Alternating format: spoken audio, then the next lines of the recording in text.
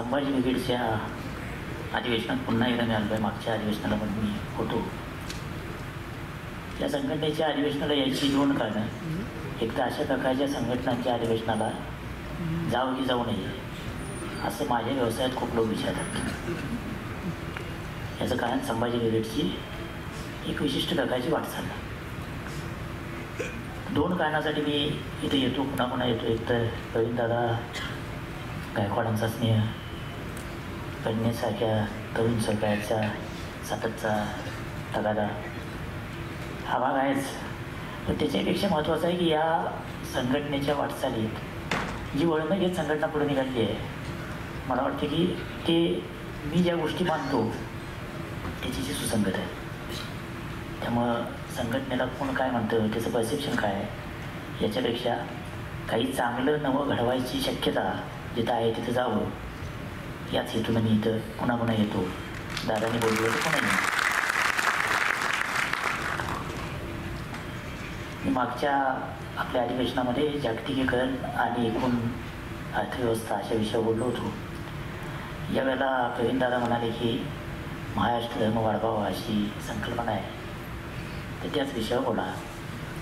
हा विषय तुलनेत आपल्या अधिक जवळचा, पण तितकाच आपल्याला संभ्रमित करणारा. त्याच्याविषयी अनेक मतमतांतर आहेत आणि त्याच्या गडबड्यात आपण वाहून जाऊ इतकी टोकाची मतं या महाराष्ट्र धर्माविषयी आहेत. म्हणूनच तो समजून घ्यायला पाहिजे.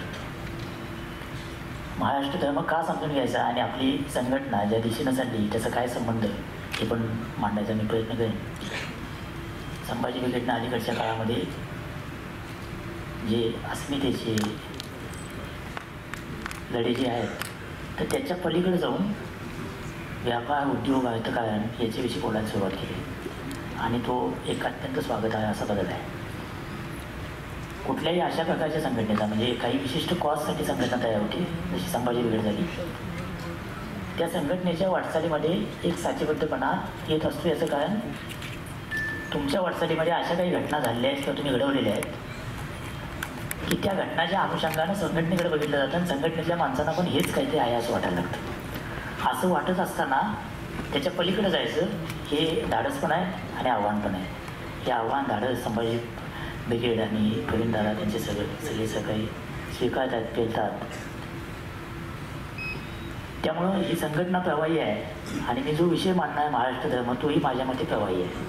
महाराष्ट्र धर्म नावाचं प्रकरण कुठेतरी 300 वर्षापूर्वी जाऊन अडकलं, तोच महाराष्ट्र धर्म, किंवा त्यानंतर 19व्या शतकातच अडकलं, तोच महाराष्ट्र धर्म असं मानू नये अशा मताचा मी आहे.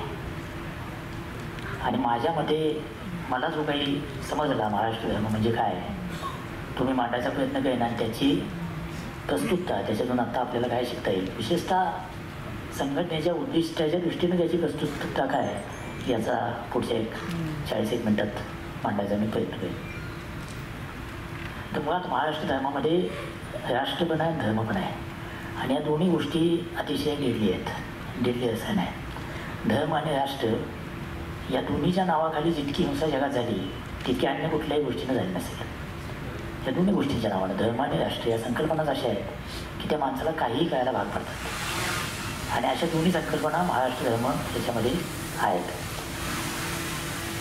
धर्मासोबत धर्मवाद आणि राष्ट्रासोबत राष्ट्रवाद या दोन्ही गोष्टी पण येतात आणि त्याही गोष्टी माणसाला कुठल्याही चांगल्या किंवा वाईट दोन्ही टोकाला घेऊन जातात. रवींद्रनाथ टागोर हे राष्ट्रवादी होते याविषयी कुणाच्या मनामध्ये शंका झाली काय नाही.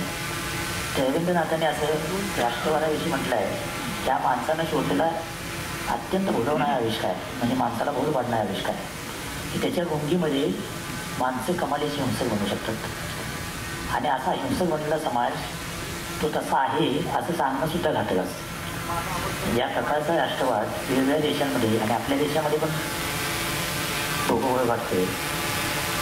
त्याचं अतिशय उत्तम निदान रवींद्रनाथांनी 100 वर्षापूर्वी केले होते.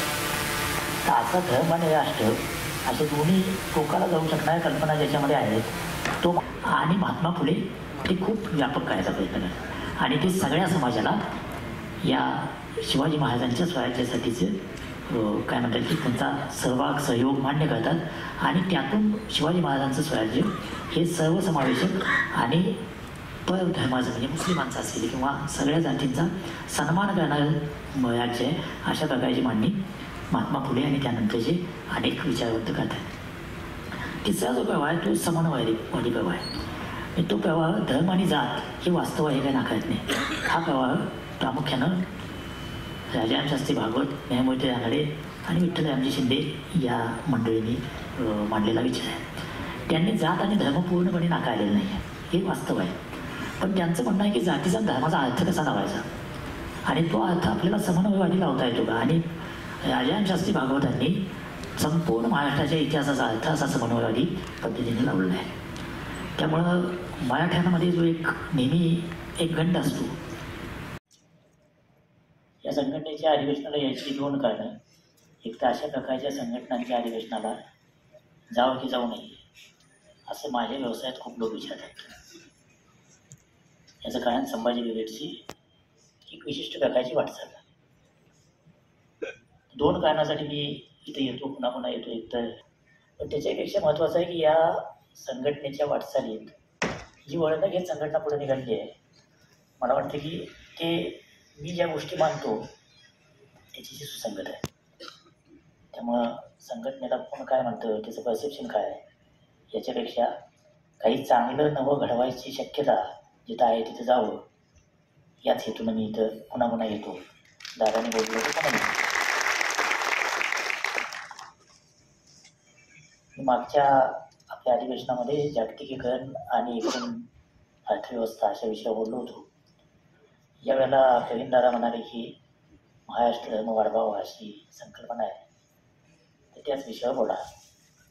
हा विषय तुलनेत आपल्या अधिक जवळचा, पण तितकाच आपल्याला संभ्रमित करणारा, त्याच्याविषयी अनेक मतमतांतर आहेत आणि त्याच्या गडबड्यात आपण वाहून जाऊन इतकी टोकाची मतं या महाराष्ट्र धर्माविषयी आहेत. म्हणूनच तो समजून घ्यायला पाहिजे. महाराष्ट्र धर्म का समजून घ्यायचा आणि आपली संघटना ज्या दिशेनं चालली त्याचा काय संबंध, हे पण मांडायचा मी प्रयत्न करेन. संभाजी ब्रिगेडनं अलीकडच्या काळामध्ये जे अस्मितेचे लढे जे आहेत, तर त्याच्या पलीकडे जाऊन व्यापार, उद्योग, अर्थकारण याच्याविषयी बोलायला सुरुवात केली आणि तो एक अत्यंत स्वागत आहे असा बदल आहे. कुठल्याही अशा प्रकारच्या संघटनेचा म्हणजे काही विशिष्ट कॉजसाठी संघटना तयार होते, जशी संभाजी ब्रिगेड झाली, त्या संघटनेच्या वाटचालीमध्ये एक साचेबद्धपणा येत असतो. याचं कारण तुमच्या वाटचालीमध्ये अशा काही घटना झालेल्या आहेत किंवा तुम्ही घडवलेल्या आहेत की त्या घटनाच्या अनुषंगानं संघटनेकडे बघितलं जातं आणि संघटनेतल्या माणसांना पण हेच काहीतरी आहे असं वाटायला लागतं. असं वाटत असताना त्याच्या पलीकडे जायचं हे धाडस पण आहे आणि आव्हान पण आहे. हे आव्हान धाडस संभाजी ब्रिगेड आणि प्रवीण दादा त्यांचे सगळे सगळे स्वीकारतात, पेलतात. त्यामुळं ही संघटना प्रवाही आहे आणि मी जो विषय मांडला आहे महाराष्ट्र धर्म, तोही माझ्या मते प्रवाही आहे. महाराष्ट्र धर्म नावाचं प्रकरण कुठेतरी 300 वर्षापूर्वी जाऊन अडकलं, तोच महाराष्ट्र धर्म, किंवा त्यानंतर 19व्या शतकातच अडकलं, तोच महाराष्ट्र धर्म असं मानू नये अशा मताचा मी आहे. आणि माझ्या मते मला जो काही समजला महाराष्ट्र धर्म म्हणजे काय, तुम्ही मांडायचा प्रयत्न करेन आणि त्याची प्रस्तुतता, त्याच्यातून आत्ता आपल्याला काय शिकता येईल, विशेषतः संघटनेच्या उद्दिष्टाच्या दृष्टीने त्याची प्रस्तुतता काय, याचा पुढच्या 40-1 मिनिटात मांडायचा मी प्रयत्न करेन. तर मुळात महाराष्ट्र धर्मामध्ये राष्ट्र पण आहे आणि धर्म पण आहे आणि या दोन्ही गोष्टी अतिशय डेडली आहेत. डेडली असं नाही. धर्म आणि राष्ट्र या दोन्हीच्या नावाखाली जितकी हिंसा जगात झाली तितकी अन्य कुठल्याही गोष्टीनं झाली नसेल. या दोन्ही गोष्टींच्या नावानं धर्म आणि राष्ट्र या संकल्पनाच अशा आहेत की त्या माणसाला काहीही करायला भाग पडतात आणि अशा दोन्ही संकल्पना महाराष्ट्र धर्म याच्यामध्ये आहेत. धर्मासोबत धर्मवाद आणि राष्ट्रासोबत राष्ट्रवाद या दोन्ही गोष्टी पण येतात आणि त्याही गोष्टी माणसाला कुठल्याही चांगल्या किंवा वाईट दोन्ही टोकाला घेऊन जातात. रवींद्रनाथ टागोर हे राष्ट्रवादी होते याविषयी कुणाच्या मनामध्ये शंका असायचं कारण नाही. त्या रवींद्रनाथाने असं राष्ट्रवादाविषयी म्हटलं आहे, त्या माणसानं शोधलेला अत्यंत भुलवणारा आविष्कार आहे, म्हणजे माणसाला भूल पाडणारा आविष्कार आहे की त्याच्या गुंगीमध्ये माणसं कमालीची हिंसक बनवू शकतात आणि असा हिंसक बनलेला समाज तो तसा आहे असं सांगणं सुद्धा घातक असतं. या प्रकारचा राष्ट्रवाद वेगवेगळ्या देशांमध्ये आणि आपल्या देशामध्ये पण लोकमुळे काढतोय त्याचं अतिशय उत्तम निदान रवींद्रनाथांनी 100 वर्षापूर्वी केलं होतं. तर असा धर्म आणि राष्ट्र असे दोन्ही टोकाला जाऊ शकणाऱ्या कल्पना ज्याच्यामध्ये आहे तो महाराष्ट्र धर्म मात्र अशा टोकाला जाऊ देत नाही. तो शांततेचे बोलतो, तो सहिष्णुतेचे बोलतो, तो सर्वसमावेशकतेचे बोलतो. म्हणून महाराष्ट्र धर्म हा राष्ट्रीय जाणीवांशी जोडलेला पण आहे आणि पुढे नेणारा पण आहे. त्या अर्थानं महाराष्ट्र धर्माचा विचार आपण करायला पाहिजे.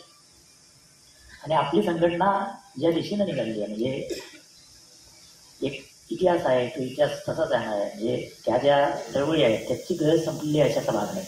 सांस्कृतिक चळवळींची गरज संपलेली नाही, प्रबोधनाची गरज संपलेली नाही. तशाच कायम ठेवून त्याच्या पलीकडं जायचं असेल तर स्वतःचा नव्यानं शोध घ्यायला पाहिजे. आणि तशा प्रकारचा शोध घेण्याच्या टप्प्यावर संभाजी ब्रिगेड आहे असं मला वाटतं. म्हणजे ज्या वेळेला मी प्रवीण दादाशी किंवा तुमच्यातल्या काही सहकाऱ्यांशी बोलण्याचा प्रसंग येतो तेव्हा असं वाटतं की नवं शोधायचं आहे आणि ते शोधण्यासाठीचे वेगवेगळे प्रयोग संघटना करते. तर अशा वेळेला आपल्याच भूतकाळाची व्यवस्थित चिकित्सा करून त्याच्यातून काहीतरी असं सिद्धांतरूपी आपल्या हातात सापडलं पाहिजे की ज्याच्या आधारावर आपल्याला पुढची वाटचाल करता येईल. मला वाटतं की महाराष्ट्र धर्मामध्ये अशी काही सूत्रे आहेत की ज्याच्या आधारावर अशी वाटचाल आपल्याला अधिक आत्मविश्वासानं करता येईल. म्हणून या विषयाची अधिक सविस्तरपणे मांडणी करण्याची आवश्यकता आहे. महाराष्ट्र धर्म म्हणजे काय याच्या अनेकांनी अनेक प्रकारच्या व्याख्या किंवा चौकटी करून ठेवल्या आहेत. पण तो प्रामुख्यानं महाराष्ट्र नावाच्या प्रदेशाशी आणि मराठी भाषेशी जोडला आहे. त्याच्यातली व्यापकता कदाचित जगाला कळेल की नाही असेल, पण त्याचं मूळ आणि त्याचं जे जोडलेलं आहे ते महाराष्ट्र नावाच्या प्रदेशाशी आणि मराठी आपल्या भाषेशी आहे. तर या महाराष्ट्राला पण 2-2.5 वर्षाचा इतिहास आहे आणि मराठी भाषेला पण तेवढाच मोठा इतिहास आहे. महाराष्ट्र धर्म नावाचं पहिला उल्लेख मैकावतीच्या बकरीमध्ये येतो आणि त्यानंतर इतक्या वेळा इतक्याच लोकांनी इतक्या प्रकारे हा शब्द वापरलेला आहे, काही संकल्पना वापरलेली आहे आणि त्यांनी आपल्या आपल्या परीने त्याचा अर्थ लावायचा, त्या प्रकारे समाजाला वळण लावायचा प्रयत्न केलेला आहे. म्हणजे मैकावतीच्या बकरीतला महाराष्ट्र धर्म, रामदासांनी सांगितलं महाराष्ट्र धर्म, लोकमान्य टिळक चिपळूणकर या पंथाने पुढे ठेवलेला महाराष्ट्र धर्म, रानड्याने भागवतांनी सांगितलं महाराष्ट्र धर्म, फुले शाहू आंबेडकरांची परंपरा सांगत असलेला महाराष्ट्र धर्म, संयुक्त महाराष्ट्राच्या चळवळीत पुढे आलेला महाराष्ट्र धर्म, या सगळ्याच्या छटा थोड्या थोड्या वेगळ्या आहेत. काही आपल्याला पटणाऱ्या आहेत, काही आपल्याला पटणाऱ्या नाहीत. मुद्दा असा आहे की आपण हे सगळं समजावून घेऊन आपल्याला काय आवश्यक आहे हे ठरवायचं आहे. तर महाराष्ट्राचा इतिहास आणि मराठीचा इतिहास खूप प्रचंड आहे आणि त्या काळात प्रचंड उलटापालटीने झालेला आहे. त्या सगळ्याचा परिणाम आपल्यावर झालेला आहे. महाराष्ट्र धर्म समजून का घ्यायचा, तर कुठल्याही विशिष्ट परिस्थितीमध्ये समूह म्हणून मराठी माणूस, महाराष्ट्रीयन माणूस कसा वागतो, कसा प्रतिसाद देतो, याला या सगळ्या भूतकाळाची पार्श्वभूमी आहे. त्या भूतकाळातून त्याच्या जाणीवेत नेणीवेत असं काहीतरी जाऊन बसलं आहे. त्यामुळं तो विशिष्ट इश्यूजना, विशिष्ट प्रश्नांना विशिष्ट प्रकारे प्रतिसाद देतो. तसाच प्रतिसाद देशातल्या इतर भागातला माणूस देईलच असं नाही. याचं कारण हा महाराष्ट्र धर्म आपण जगत आलेलो आहोत, पिढ्यानपिढ्या तो आपल्यामध्ये आलेला आहे. त्यातला जो मराठीचा धागा आहे, तर मराठी जवळपास 1,500-2,000 वर्षापूर्वीची किमान इतिहास असलेली भाषा आहे. आता आपल्याकडे अलीकडच्या काळातला प्रश्न आहे की मराठीला अभिजात भाषेचा दर्जा का मिळत नाही.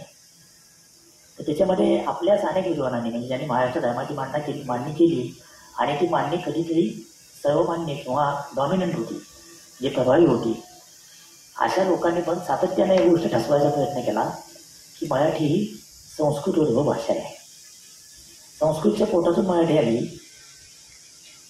आता संस्कृतच्या पोटातून जर मराठी असेल आणि संस्कृत अभिजात भाषा असेल तर दुसरी अभिजात भाषा कशी त्याच भाषेतून आली कशी होईल, ती होणारच नाही. जेव्हा या सगळ्याचा संशोधकांनी शोध घेतला आणि हा शोध दीर्घ काळ चालू आहे, अलीकडच्या काळात त्याच्यावर खूप लोकांनी काम केलं, तेव्हा लक्षात असं आलं की संस्कृतीतून मराठी जन्माला आली ही मुळातच खोटं प्रकरण आहे. हे एक विशिष्ट प्रकारचा वर्चस्ववाद लादणारं प्रकरण आहे आणि त्या एका गोष्टीमुळं मराठीला अभिजात भाषा दर्जा द्यावा की देऊ नये याच्यावर प्रदीर्घ काळ नुसतंच मंथन चालू आहे. तर ही भाषा मी आता संशोधकांनी सिद्ध केलेलं आहे की भाषा पुराप्राकृत नावाची जी संस्कृतच्याही आधीची भाषा आहे त्या भाषेतून तयार झाली.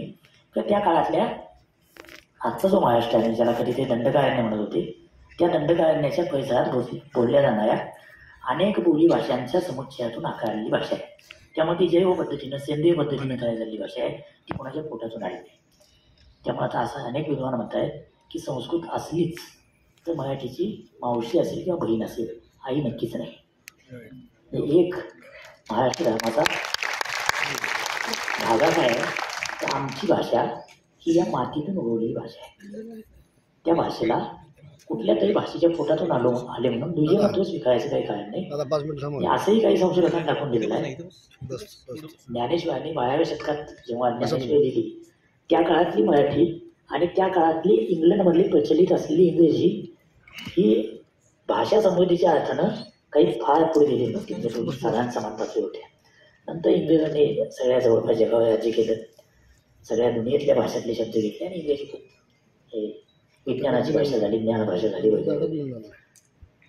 पण 12व्या शतकापर्यंत साधारणपणे दोन्ही भाषांचा विकास जवळजवळ एकाच टप्प्यापर्यंत होता असं अनेक विद्वान अलीकडे सांगतात. अशा भाषेचा वारसा महाराष्ट्राला आहे, मराठ्यांना आहे. मराठा म्हणजे इथं भाषा वाचक अर्थानं आपण असं म्हणतो, फक्त जाती वाचक अशा अर्थानं नव्हे.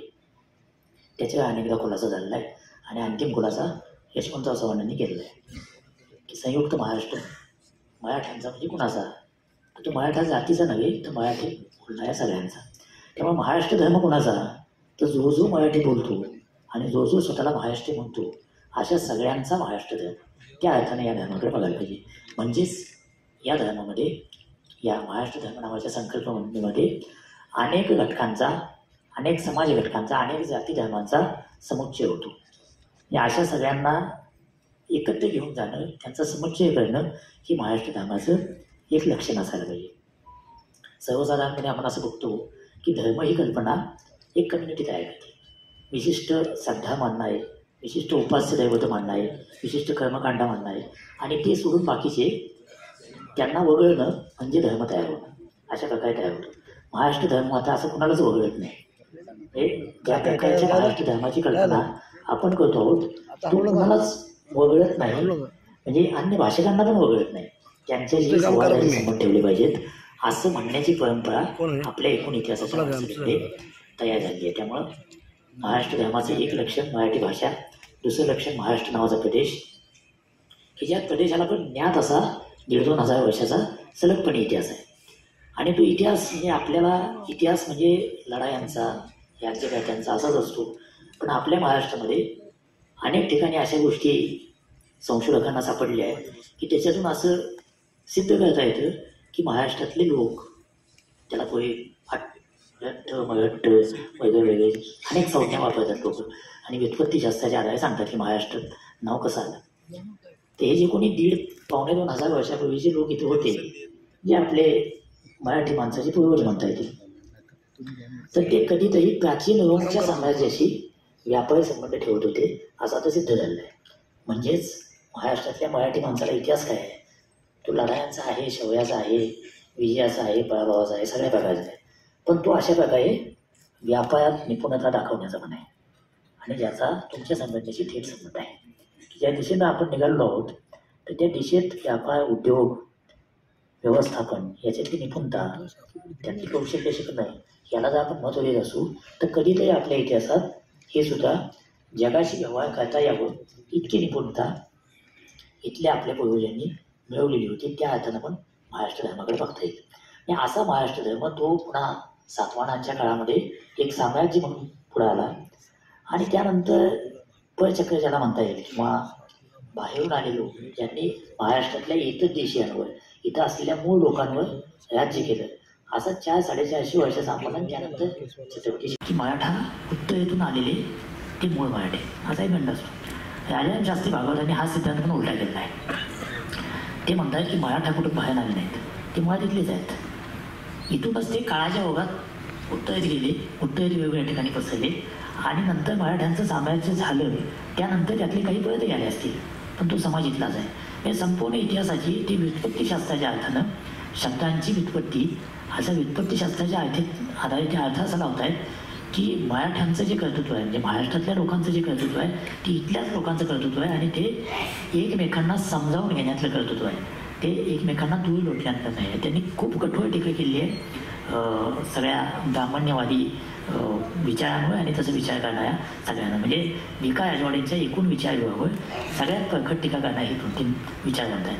हे महात्मा फुलेने तो मुळातूनच खोडून काढला आहे, पण या तिघांनीही त्याच्यावर कठोर अशी टीका केली आहे. विशेषतः विठ्ठल रामजी शिंदे आणि न्यायमूर्ती रानडेंनी पण याच प्रकारची टीका केली आहे. हे लोक शिवाजी महाराजांचं स्वराज्य असो किंवा एकूणच महाराष्ट्र धर्म असो त्याची मांडणी एका व्यापक चौकटीत करतात आणि ती चौकट अशी आहे की महाराष्ट्रातल्या मराठी माणसाला नेतृत्व करण्याचीच भान आलेलं आहे. त्यांना आता इंग्रजी शिक्षण पण घ्यायला सुरुवात केली आहे, म्हणजे तेही भान त्याला आलेलं आहे. त्यामुळे देशाचं नेतृत्व करायला हा समाज निश्चितपणे सक्षम आहे, लायक आहे. पण तो कधी करू शकेल तर राजाराम शास्त्री भागवत स्पष्टच असं म्हणतात की इतरांनी ब्राह्मणांचा द्वेष करून आणि ब्राह्मणांनी इतरांचा द्वेष करून या प्रकारचे नेतृत्व करता येणं अशक्य आहे. तर हे सगळ्यांनी एकत्र येऊन आणि एकजुटीनंच करता येईल. तसंच ते केलं म्हणून शिवाजी महाराजांचं स्वराज्य प्रत्यक्षात आलं, अशा प्रकारची ती मांडणी करतात. आणि त्यातल्या दोन्ही प्रकारच्या टोकाच्या विचारांना ते नाकारतात किंवा त्यांना ते बाजूला टाकतात. अशाच प्रकारची भूमिका विठ्ठल रामजी शिंदे घेत आहेत. म्हणजे राजाराम शास्त्री भागवत आणि विठ्ठल रामजी शिंदे हे महाराष्ट्रातले कदाचित सगळ्यात दुर्लक्षित विचारवंत आहेत आणि त्यांची सर्वाधिक गरज आजच्या महाराष्ट्राला आहे, अशा प्रकारचे विचारवंत आहेत. त्यात आपण आणखी रानडे आणि गोखलेचं नाव ॲड करू शकतो. तर या मंडळींनी केलेली मांडणी ही स्वातंत्र्यापूर्वीच्या महाराष्ट्रापेक्षा आता स्वातंत्र्यानंतर 75 वर्षानंतरच्या महाराष्ट्रासाठी अत्यंत आवश्यक अशी मांडणी आहे. कारण त्याच आधारे आपण कदाचित पुढे जाण्याची आपल्याला काही संधी आहे किंवा पुढे जाण्याच्या शक्यता आहेत. त्यामुळं सहिष्णू, सर्वसमावेशक, धर्मातला भेद नाकारणारे शिवाजी महाराजांचं स्वराज्य हे काही आजच्या अर्थानं निधर्मी नव्हतं किंवा शिवाजी महाराज हे काही हिंदू धर्म मानणार नाहीत अशा प्रकारचे नव्हते. त्यांच्या संपूर्ण वाटचालीमध्ये ते हिंदू धर्म मानतात, ते स्वतःच्या जातीचा अभिमान आहे. पण राजाराम शास्त्री भागवतांनी 1885ला शिवाजी महाराजांचं स्मारक करण्याची कल्पना महाराष्ट्रात पुढे आली. तेव्हा त्यांनी लिहून ठेवलेलं आहे की शिवाजी महाराजांचं स्मारक करताना धर्माभिमानी आणि जात्याभिमानी शिवाजी म्हणून जर करत असाल तर ते चुकीचं आहे. शिवाजी महाराजांचं स्मारक हे राष्ट्राभिमानी शिवाजी म्हणून झालं पाहिजे. शिवाजी महाराजांमध्ये गुण जर कुठला असले भागवतांच्या मते तर तो राष्ट्राभिमानाचा गुण हा अधिक मोलाचा आहे. म्हणजे हिंदू आहेत, मराठा आहेत, ते तर आहेच, पण राष्ट्र निर्माण करण्याची जी भूमिका आहे आणि त्या राष्ट्रामध्ये सगळ्यांना न्याय असेल अशा प्रकारची जी भूमिका आहे त्याला भागवत आणि विठ्ठल रामजी शिंदे हे अधिक महत्त्व देत आहेत. त्यामुळं ही मांडणी पूर्णपणे अन्य दोन विभागांपेक्षा वेगळी, समन्वयवादी आणि आज आपल्याला अधिक उपयोगी असल्याची अशी ही मांडणी आहे. हे 3 विचार लक्षात घेतल्यानंतर आता आपल्यासमोर स्पष्टपणे दिसतंय की भागवतांच्या विचाराचा उपयोग आहे आणि राजवाड्यांच्या विचाराचा आता उपयोग नाही किंवा तो विचार आता विचारात घेण्याची सुद्धा आवश्यकता नाही, इतका कालबाह्य झालेला आहे. तर या सगळ्या 3 प्रवाह, वारकरी संप्रदाय, महाराष्ट्राची राजकीय जडणघडण आणि प्रबोधनाचा पर्व, ते अगदी संयुक्त महाराष्ट्राचा मंगल कलेशाला तिथंपर्यंत आपण जर विचार केला की मराठी भाषिकांचं राज्य व्हावं अशा प्रकारची ती संयुक्त महाराष्ट्राची उर्मी होती. आणि तिसरा प्रबोधन चळवळीचा काळ. तर हे 3 प्रवाह आणि 3 विचारविभाग याच्यातून महाराष्ट्र धर्म म्हणजे नेमकं काय समोर येतं, काय शिकायचं आपण यातून. तर संतांची परंपरा सांगते की समता हेच तत्व आहे. सगळ्यांना भक्ती करायचा अधिकार आहे, सगळ्यांना सगळं करायचा अधिकार आहे. ती परंपरा पुन्हा असं सांगते की निवृत्तीवादी होऊ नका, प्रवृत्तीवादी व्हा. हे प्रपंच गावा नेटका असं तुकोबा सांगतात आणि अनेक संतांनी या प्रकारची मांडणी केली आहे. त्यामुळं ही जीवन सोडून काय करा असं कुठलाही संत मांडत नाही. त्या अर्थानं महाराष्ट्र धर्माचा अर्थ काय, तुम्ही परमार्थिक असू शकता, तुम्ही आध्यात्मिक असू शकता, तुम्ही काही असू शकता, पण तुमच्या वाट्याला जे लौकिक जीवन आलं आहे ते व्यवस्थित जगता आलं पाहिजे. ही मांडणी महाराष्ट्र धर्माचं एक सूत्र म्हणून आपण संतांच्या परंपरेतून घेऊ शकतो.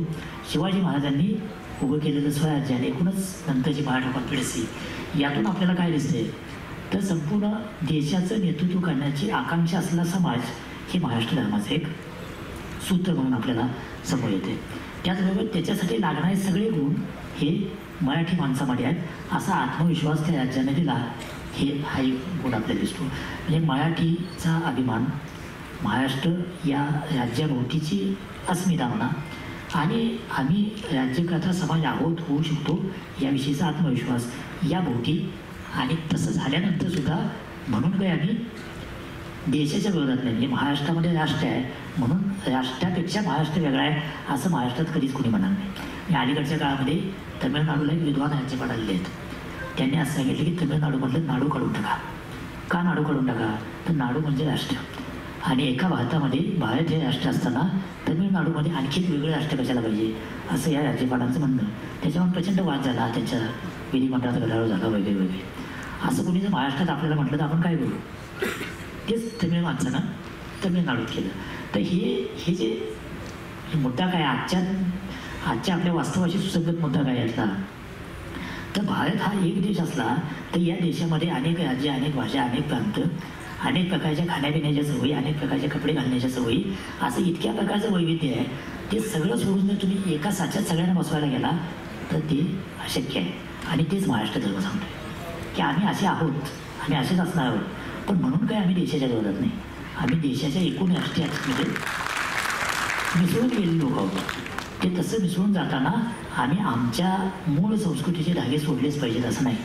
आणि अलीकडच्या काळामध्ये हा वळवंटा खूप मोठा आहे की तुम्ही बाकीचं सगळं सोडून द्या आणि आम्ही जी ठेवलेली चौकट आहे, देश म्हणजे काय, राष्ट्रवाद म्हणजे काय, त्याच्यामध्ये बसा. त्याच्याशी विसंगत महाराष्ट्र धर्म आहे. आणि म्हणूनच तो कदाचित हा जो काही सगळा वळवंटा सुरू आहे त्याला प्रतिकार करायला पण उपयोगाचा आहे. त्या अर्थानं महाराष्ट्र धर्माचं हे सूत्र महत्त्वाचं आहे. आता आपल्यासमोर माझ्या मते 2 प्रमुख सेट आहेत आव्हानांचे. आणि या आव्हानांच्या 2 सेट, जे 2 आव्हानांचे सेट आहेत, त्याला सामोरं जायचं असेल तर आपल्याला या महाराष्ट्र धर्माचा पण ची व्याप्ती किंवा त्याचे सूत्र आपल्याला वाढवावे लागतील. आव्हानांचे सेट काय आहेत, तर आपण आत्तापर्यंत जे काही बघितलं ते एका अर्थानं आम्ही नेतृत्व करू, आम्ही राज्यकर्ते आहोत, आमची भाषा आहे, या प्रकारचं आहे. पण बदलत्या जगामध्ये त्या सगळ्याच्या बरोबर किंवा त्या सगळ्यापेक्षा जास्त अर्थसत्तेला आणि तंत्रसत्तेला महत्त्व आलेलं आहे. आणि त्याच्याशी सुसंगत अशी महाराष्ट्र धर्माची मांडणी मागची सगळी सूत्र कायम ठेवून करण्याची आवश्यकता आलेली आहे अशा आपण टप्प्यावर. त्याच्यामध्ये आव्हानं काय आहेत, तर एक आव्हान आहे, मी जसं मगाशी आत्ताच उल्लेख केला की आपल्या देशामध्ये ज्या प्रकारचा एककल्ली विचार यायला लागला, म्हणजे सगळ्यात जगभर एका विशिष्ट प्रकारचा बहुसंख्याकवाद येतो. म्हणजे कुठल्या तरी एका समाजाला, एका जातीला, एका धर्माला टार्गेट करायचं, एका धर्माला, एका जातीला खलनायक ठरवायचं आणि त्याच्या भोवतीचं राष्ट्रवादाचं नॅरेटिव्ह बघायचं. अशा प्रकारचा एक प्रवाह सगळ्या जगभर आहे. तो अमेरिकेत आहे, तो इंग्लंडमध्ये आहे, सगळीकडे आहे. तर त्याचा प्रचंड पगडा बसेल अशा काळामध्ये आत्ता आपण भारतामध्ये आहोत. आणि त्यातून पुन्हा एकदा कुणीतरी ठरवलेल्या विचार प्रक्रियेशी सुसंगत तुम्ही वागा, नाहीतर तुम्हाला या देशामध्ये स्थान नाही, अशा प्रकारची मांडणी व्हायला लागली आहे. तेव्हा आपल्याला त्याला विरोध करण्यासाठीचा महाराष्ट्र धर्म किंवा त्याला विरोध करण्यासाठीची महाराष्ट्र धर्माची सूत्र आपल्याच इतिहासातून उचलावी लागतील. हे एक स्पष्ट, ठोस, ताजं आव्हान आहे. त्याला आपल्याला भिडावंच लागेल, त्याला पर्याय नाही आहे. आणि जर आपल्याला महाराष्ट्र धर्म म्हणून काही आपल्याला अभिमान असेल तर आपल्याला सर्वसमावेशकतेच्या, सहिष्णुतेच्या आधारित त्याला भिडावं लागेल, भिडता येईल, हा एक भाग. दुसरं आव्हान आहे ते एकूणच अर्थकारण आणि तंत्रज्ञान यांनी आणलं आहे. त्याच्याकडं दुर्लक्ष करून आता आम्ही भूतकाळात कुणीतरी हे अनेक गुण संपादन केलेले लोक होतो म्हणून इथून पुढचं आपलं भागेल अशातला भाग नाही. म्हणजे काय, तर आता ज्या प्रकारचा तंत्रज्ञानातला बदल होतोय, ज्या प्रकारचा अर्थसत्तेतला बदल आणि अर्थकारणातला बदल जगभर होतोय, ते जर काहीच आपण समजावून घेणार नसू, म्हणजे आपण अजूनही ज्या प्रकारच्या उद्योग व्यवसायाच्या गोष्टी करतो त्या, आणि ज्याचा मगाशी वानखेडेने उल्लेख केला, 4थी औद्योगिक क्रांती, 5वी औद्योगिक क्रांती, त्यामधलं ऑटोमेशन, त्यामधलं आर्टिफिशियल इंटेलिजन्स, त्यामधलं मशीन लर्निंग, आणि त्यातून आपल्यासमोर येणारी आव्हानं, याचा विचार केला नाही आणि जर आपण फक्त उद्योग धंद्याची मांडणी करायला लागलो तरी पुढच्या 10-20 वर्षामध्ये आपण पुन्हा कालबाह्य होण्याचा धोका आहे. त्यामुळे हे तंत्रज्ञान, तंत्रकुशलता आणि अर्थसाक्षरता हे मला वाटतं की भविष्यातले महाराष्ट्र धर्माचे 2 आधार असायला पाहिजेत. बाकीच्या मगापासून आपण चर्चा केली त्या सगळ्या सूत्रांशिवाय किंवा त्या सूत्रांसह, त्यामुळे त्या अर्थानं आपण बघायला पाहिजे. आपल्याकडं म्हणजे विठ्ठलरामजी शिंदेंनी 100 वर्षापूर्वी असा प्रश्न विचारला होता की महाराष्ट्रानं बाकी सगळं लक्षात ठेवलं तर जगन्नाथ शंकरशेठला महाराष्ट्र का विसरला. त्यांच्या प्रश्नाचा अर्थ काय होता, तर आपण बाकी सगळ्या गोष्टी चर्चा करतो पण आर्थिक स्वातंत्र्याविषयी, म्हणजे जे जगन्नाथ शंकरशेठ हे मुंबई उभा करणारे एक मोठे उद्योजक, त्यांच्याविषयी माहिती सगळीकडे उपलब्ध आहे. पण तो जो धागा आहे, उद्योग व्यापार करायचा, आर्थिक स्वातंत्र्य मिळवायचं, त्याच्याकडे आपलं दुर्लक्ष का झालं, अशा प्रकारचा प्रश्न 100 वर्षापूर्वी विठ्ठलरामजी शिंदेने केलेला आहे. आता नव्या संदर्भामध्ये जेव्हा मराठी माणूस या सगळ्यामध्ये मागं पडतो अशी आपण चर्चा करतो, तेव्हा आम्ही त्या जगन्नाथ शंकरशेठकडं किंवा त्याच्या परंपरेकडे दुर्लक्ष केलं नाही. दुर्लक्ष झालं असेल पण आम्हाला विस्मरण झालं नाही हे दाखवून देण्याची आपली जबाबदारी आहे. त्या अर्थानं आपण महाराष्ट्र धर्माकडे बघायला पाहिजे. दुसरा एक मोठा विद्वान म्हणता येईल असे जगन्नाथ सरकारने मराठ्यांच्या इतिहासाविषयी खूप लिहिलेलं आहे. त्यांनी 1919ला हे लिहून ठेवलं आहे की मराठ्यांकडे पुष्कळ सद्गुण आहेत. मराठ्यांवर टीका पण केली आहे त्यांनी. मराठ्यांकडे पुष्कळ सद्गुण आहेत आणि त्यांनी आणखी काही जर सद्गुण आणखी बनवले तर आणखी 100 वर्षानं मराठा ही जगात अग्रस्थानी असलेली जमात होईल. 1919ला त्यांनी भाकीत केलं होतं की 100 वर्षांनी मराठा ही जगातली अग्रस्थानी असलेली जमात होईल. प्रत्यक्षात झालं का, तर आज आपण 2024मध्ये आहोत. असं काही झालं नाही. उलट आपण जगातलाच देशात सुद्धा कामाकामानं मागं पडतो आहोत. म्हणजे मुंबई, पुणे, नाशिक, नागपूर आणि कोल्हापूर जागा आपला सोडा. हे जर सोडलं तर उरलेल्या महाराष्ट्राचं GDP किंवा पर कॅपिटल इन्कम हे बिहारशी तुलना करण्याच्या पद्धतीचं आहे. इतके आपण मागे आलेलो होतो. कुठल्याही उद्योग व्यवसायाच्या, विज्ञानाच्या, कुठल्याही नव्या कल्पनांपेक्षा आपण पुन्हा एकदा इतिहासाच्या सोयीच्या गौरवीकरणामध्ये आणि पुन्हा एकदा बाबा बापूंच्या नादाला लागण्यामध्ये आपण निघालो आहोत का. म्हणजे आपल्या गावामध्ये कुठल्या प्रकारचे उत्सव होत आहेत आपण बघा. आणि हेच जर आपण करणार असू आणि त्याला पुन्हा मग मराठी अस्मिता म्हणणार असू तर आपल्याला महाराष्ट्र धर्म समजला नाही असं म्हणता येईल. तर जगन्नाथ सरकारने जे भाकीत केलं होतं ते भाकीत खोटं नव्हतं. ते खोटं ठरवण्यासाठीची वाटचाल आपण केली. हे जर आपल्या लक्षात आलं असेल तर ते पुन्हा खरं ठरवण्यासाठीची वाटचाल आपल्याला करता येणं शक्य आहे. आणि ती करावं एवढाच महाराष्ट्र धर्म विस्तारानं मांडण्यामागचा उद्देश. शेवटचा मुद्दा सांगतो. विनोबा भावेंना आपण आधुनिक संत म्हणतो. विनोबा भावेंनी महाराष्ट्र धर्माची विस्तृत मांडणी केलेली आहे. म्हणजे मगापासून मी ज्या विद्वानांची नावं घेतली त्यामध्ये विनोबा भावे पण एक आहेत. त्यांनी महाराष्ट्र धर्म नावाचं नियतकालिक पण चालवलं होतं. आणि त्यांनी महाराष्ट्र धर्माची व्याप्ती सांगताना त्यांनी एक मेटाफोर वापरला होता. म्हणजे तो काय आपल्याला फार आवडणार नाही आहे. ते असं म्हणाले होते की महाराष्ट्र धर्माचा एक पाय महाराष्ट्रात आहे, एक पाऊल महाराष्ट्रात आहे, दुसरं पाऊल त्याचं राष्ट्रीय आहे आणि तिसरं पाऊल आंतरराष्ट्रीय आहे. तर या विनोबांच्या आशावादाला पण आपण आत्तापर्यंत खोटं ठरवलं आहे. तर विनोबांनी जो व्यापक महाराष्ट्र धर्म मांडला की जो महाराष्ट्राच्या मातीतून उगवलेला आहे तो दुसऱ्या कोणाचा द्वेष करत नाही. कारण विनोबांच्या एकूणच विचारव्यूहामध्ये द्वेषाला स्थानच नव्हतं. ते जय जगत म्हणत होते. तर तो कुणाचा द्वेष करत नाही. त्याला कुणावर राज्य गाजवायचं नाही आहे पण नेतृत्वाची अपेक्षा निश्चितपणे आहे. तर असा महाराष्ट्र धर्म की जो महाराष्ट्रात तर असेलच, राष्ट्रामध्ये पण पुढं असेल आणि आंतरराष्ट्रीय पातळीवर पण आपलं कर्तृत्व गाजवेल. अशा प्रकारच्या महाराष्ट्र धर्माकडे जायचं असेल तर त्याचा एक धागा तुमच्या संघटनेनं सुरू केला आहे. तो आज ऑस्ट्रेलिया तहत केला. आणि अंतिमतः आपल्याला जर आंतरराष्ट्रीय व्हायचं असेल तर उद्योग, व्यापार, व्यवस्थापन या क्षेत्रातले कौशल्य वाढवणं आणि त्या अर्थानं आंतरराष्ट्रीय होणं म्हणजे फक्त तेवढंच राहिलं तर हा एक धागा आहे. त्यामुळं संभाजी ब्रिगेडची या धाग्यानं सुरू झालेली वाटचाल ही निश्चितपणे स्वागत आहे.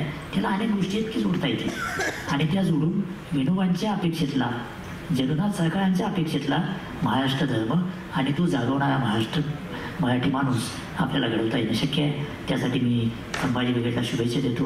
पुन्हा एकदा प्रवीणदादा त्यांच्या सगळ्यांचा धन्यवाद देतो. महाराष्ट्र धर्म मात्र अशा टोकाला जाऊ देत नाही.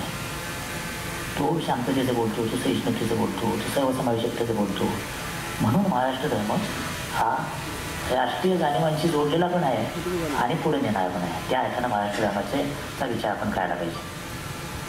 आणि आपली संघटना ज्या दिशेनं निघाली आहे म्हणजे एक इतिहास आहे, तो इतिहास कसा जाणार आहे. म्हणजे त्या ज्या चळवळी आहेत त्याची गरज संपलेली आहे अशाचा भाग नाही. सांस्कृतिक चळवळींची गरज संपलेली नाही, प्रबोधनाची गरज संपलेली नाही. त्या तशाच कायम ठेवून त्याच्या पलीकडं जायचं असेल तर स्वतःचा नव्यानं शोध घ्यायला पाहिजे. आणि तशा प्रकारचा शोध घेण्याच्या टप्प्यावर संभाजी ब्रिगेड आहे असं मला वाटतं. म्हणजे ज्या ज्या वेळेला मी प्रवीणदादाची किंवा तुमच्यातल्या काही सहकाऱ्यांशी बोलण्याचा प्रसंग येतो तेव्हा असं वाटतं की नवं शोधायचं आहे आणि ते शोधण्यासाठीचे वेगवेगळे प्रयोग संघटना करते. तर अशा वेळेला आपल्याच भूतकाळाची व्यवस्थित चिकित्सा करून त्याच्यातून काहीतरी असं सिद्धांतरूपी आपल्या हाताला सापडलं पाहिजे की ज्याच्या आधारावर आपल्याला पुढची वाटचाल करते. मला वाटतं की महाराष्ट्र धर्मामध्ये अशी काही सूत्रे आहेत की ज्याच्या आधारावर अशी वाटचाल आपल्याला अधिक आत्मविश्वासानं करते. म्हणून या विषयाची अधिक सविस्तरपणे मांडणी करण्याची आवश्यकता आहे. महाराष्ट्र धर्म म्हणजे काय याच्या अनेक प्रकारच्या व्याख्या किंवा चौकटी करून ठेवल्या, पण तो प्रामुख्यानं महाराष्ट्र नावाच्या प्रदेशाशी आणि मराठी भाषेशी जोडला आहे. त्याच्यातली व्यापकता कदाचित जगाला कळेल की नाही असेल, पण त्याचं मूळ आणि त्याचं जे जोडलेलं आहे ते महाराष्ट्र नावाच्या प्रदेशाशी आणि मराठी आपल्या भाषेची आहे. तर या महाराष्ट्राला पण 2-2.5 वर्षाचा इतिहास आहे आणि मराठी भाषेला पण तेवढाच मोठा इतिहास आहे. महाराष्ट्र धर्म नावाचं पहिला उल्लेख मैकावतीच्या बकरीमध्ये येतो आणि त्यानंतर इतक्या वेळा इतक्या लोकांनी इतक्या प्रकारे हा शब्द वापरलेला आहे, काही संकल्पना वापरलेली आहे आणि त्यांनी आपल्या परीने त्याचा अर्थ लावायचा आणि त्या प्रकारे समाजाला वळण लावायचा प्रयत्न केलेला आहे.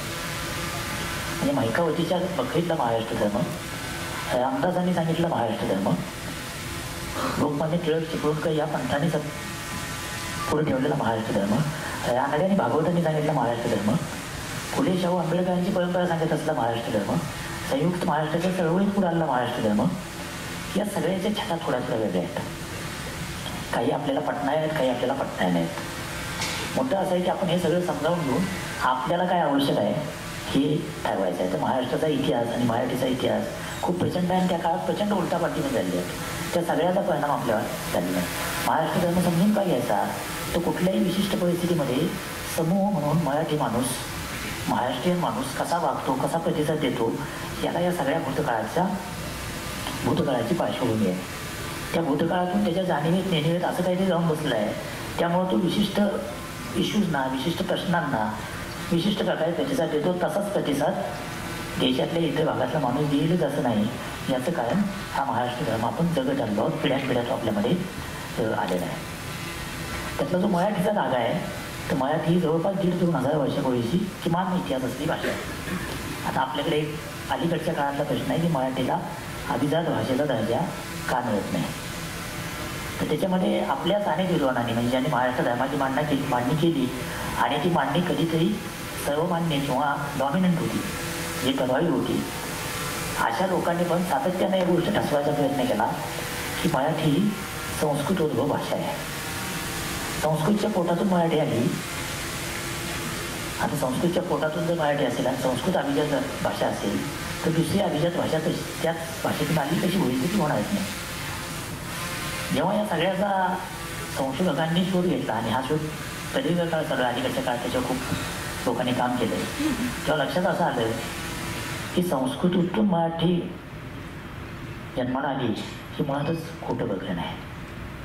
हे एक विशिष्ट प्रकारचा वर्चस्ववाद लादणारं प्रकरण आहे आणि त्या एका गोष्टीमुळं मराठीला अभिजात भाषा दर्जा द्यावा की देऊ नये याच्यावर प्रदीर्घ काळ नुसतंच मंथन चालू आहे. तर ही भाषा मी आता संशोधकांनी सिद्ध केलेलं आहे की ही भाषा पुरा प्राकृत नावाची जी संस्कृतच्याही आधीची भाषा आहे त्या भाषेतून तयार झाली. तर त्या काळातल्या आजचा जो महाराष्ट्र आहे ज्याला कधीतरी दंडकारण्य म्हणत होते, त्या दंडकारण्याच्या परिसरात बोलल्या जाणाऱ्या अनेक बोली भाषांच्या समुच्चयातून आकारलेली भाषा आहे. त्यामुळे ती जैव पद्धतीनं सेंद्रिय पद्धतीनं तयार झालेली भाषा आहे, ती कोणाच्या पोटातून आली नाही. त्यामुळे आता असं अनेक विद्वान म्हणत आहेत की संस्कृत असलीच तर मराठीची मावशी असेल किंवा बहीण असेल, आई नक्कीच नाही. हे एक महाराष्ट्र धर्माचा धागा काय आहे, तर आमची भाषा ही या मातीतून उगवलेली भाषा आहे. त्या भाषेला कुठल्या तरी भाषेच्या पोटातून आले म्हणून दुय्यमत्व स्वीकारायचं काही कारण नाही. असंही काही संशोधकांनी दाखवून दिलेलं आहे. ज्ञानेश्वरांनी 12व्या शतकात जेव्हा ज्ञानेश्वरी दिली त्या काळातली मराठी आणि त्या काळातली इंग्लंडमधली प्रचलित असलेली इंग्रजी ही भाषा समृद्धीच्या अर्थानं काही फार पुढे गेलेली नव्हती. म्हणजे दोन्ही साधारण समान पातळी होत्या. नंतर इंग्रजांनी सगळ्या जवळपास जगावर राज्य केलं, सगळ्या दुनियेतल्या भाषेतले शब्द घेतले आणि इंग्रजी खूप हे विज्ञानाची भाषा झाली, ज्ञानभाषा झाली वगैरे वगैरे. पण 12व्या शतकापर्यंत साधारणपणे दोन्ही भाषांचा विकास जवळजवळ एकाच टप्प्यापर्यंत होता असं अनेक विद्वान अलीकडे सांगतायत. अशा भाषेचा वारसा महाराष्ट्राला आहे, मराठ्यांना आहे. मराठा म्हणजे इथं भाषावाचक अर्थानं आपण असं म्हणतो, फक्त जातीवाचक भाषा अर्थानं नव्हे. त्याच्या अनेकदा खुलासा झालेला आहे आणि अंतिम खुलासा यशवंतराव चव्हाणांनी केलेला आहे की संयुक्त महाराष्ट्र मराठ्यांचा म्हणजे कुणाचा, तर तो मराठा जातीचा नव्हे तर मराठी बोलणाऱ्या सगळ्यांचा. तेव्हा महाराष्ट्र धर्म कुणाचा, तर जो जो मराठी बोलतो आणि जो जो स्वतःला महाराष्ट्र म्हणतो अशा सगळ्यांचा महाराष्ट्र धर्म. त्या अर्थाने या धर्माकडे बघायला पाहिजे. म्हणजेच या धर्मामध्ये, या महाराष्ट्र धर्म नावाच्या संकल्पनेमध्ये अनेक घटकांचा, अनेक समाज घटकांचा, अनेक जाती धर्मांचा समुच्चय होतो. या अशा सगळ्यांना एकत्र घेऊन जाणं, त्यांचा समुच्चय करणं हे महाराष्ट्र धर्माचं एक लक्षण असायला पाहिजे. सर्वसाधारणपणे आपण असं बघतो की धर्म ही कल्पना एक कम्युनिटी तयार करते. विशिष्ट श्रद्धा मानणं आहे, विशिष्ट उपास्य दैवत मानणं आहे, विशिष्ट कर्मकांड मानणं आहे आणि ते सोडून बाकीचे त्यांना वगळणं म्हणजे धर्म तयार होणं. अशा प्रकारे तयार होतो. महाराष्ट्र धर्म आता असं कुणालाच वगळत नाही. हे ज्या प्रकारच्या महाराष्ट्र धर्माची कल्पना आपण करतो आहोत तो कुणालाच वगळत नाही, म्हणजे अन्य भाषिकांना पण वगळत नाही. त्यांच्याशी संवादाचे संबंध ठेवले पाहिजेत असं म्हणण्याची परंपरा आपल्या एकूण इतिहासाच्या वाटचालीकडे तयार झालेली आहे. त्यामुळं महाराष्ट्र धर्माचं एक लक्षण मराठी भाषा, दुसरं लक्षण महाराष्ट्र नावाचा प्रदेश की ज्या प्रदेशाला पण ज्ञात असा 1,500 वर्षाचा सलगपणे इतिहास आहे. आणि तो इतिहास हे आपल्याला, इतिहास म्हणजे लढायांचा, राज्यकर्त्यांचा असाच असतो.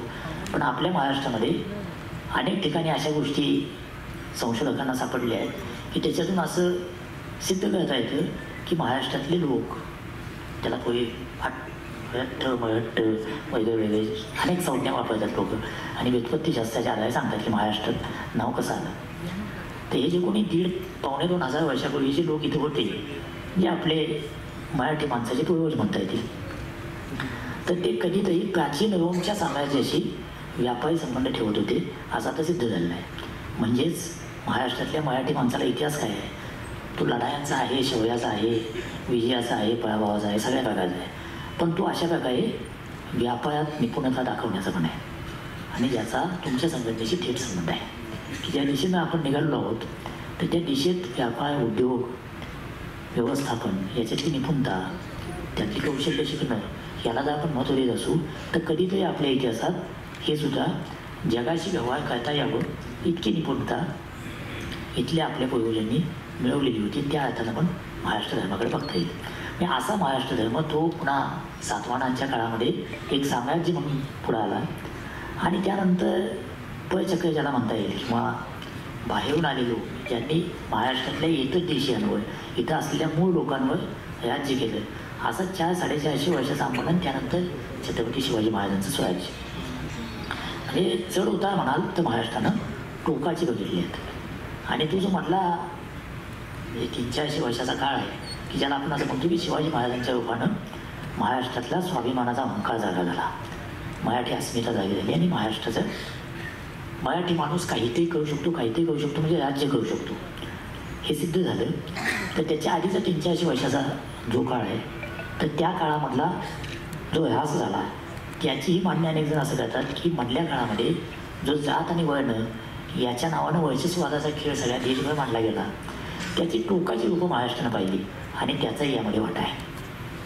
म्हणजे माणसानं माणसाला शिवायचं की नाही, माणसे दुसऱ्या जातचं खायचं की नाही, अशा अनेक चित्रविचित्र कल्पनांनी जो समाज मागं सरकत गेला होता त्याच्यातल्या प्रगतीच्या सगळ्या गोष्टी मारल्या जात होत्या. तो समाज जेव्हा दुसरा थोडा अधिक प्रगत, शास्त्रानं प्रगत, विचारानं प्रगत असा समाज जेव्हा येतो तुमच्या आक्रमण करायला तेव्हा त्याच्यापुढे पराभूत होतो, याच्यामध्ये काही आश्चर्याची गोष्ट नाही. त्यामुळं वर्ण आणि जात वर्चस्व हा एक मुद्दा महाराष्ट्र धर्माच्या वाटचालीत आणि एकूणच महाराष्ट्राच्या ह्यासाच्या वाटचालीमध्ये एक महत्त्वाचं कारण होतं.